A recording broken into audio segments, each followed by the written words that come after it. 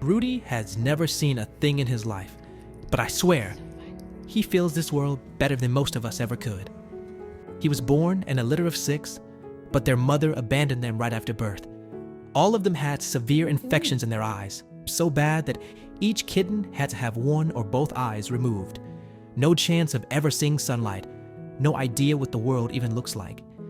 When Amanda and her husband first saw Rudy at the shelter, that was it. Tiny, fragile, but something about him just pulled at them. The whole drive home, he curled up in Amanda's arms and never moved, like he knew, finally, he was safe. At first, they were worried. How was he supposed to get around? No sight, no way to follow movement. They figured he'd need weeks, maybe months to adjust.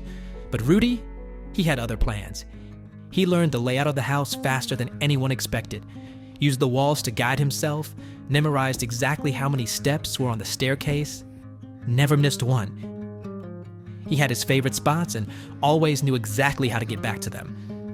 Rudy, what are you doing? To make things easier, they kept everything in the same place.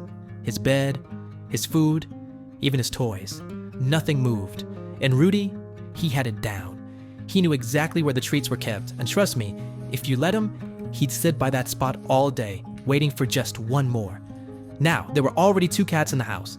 Big Kitty, tiny despite her name and missing one eye, and Little Kitty, huge despite his name. And let's just say they weren't exactly thrilled about a new roommate. But Rudy, he wasn't the type to take rejection personally. Even without sight, he could read them.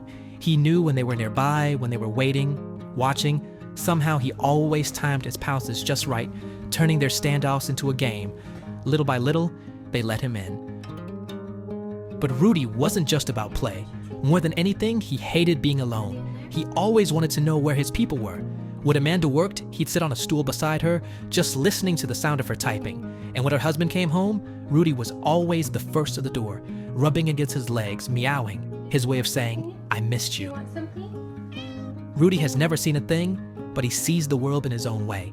He doesn't think of himself as different. He just lives. Because at the end of the day, it's not about what we can see. It's about what we can feel.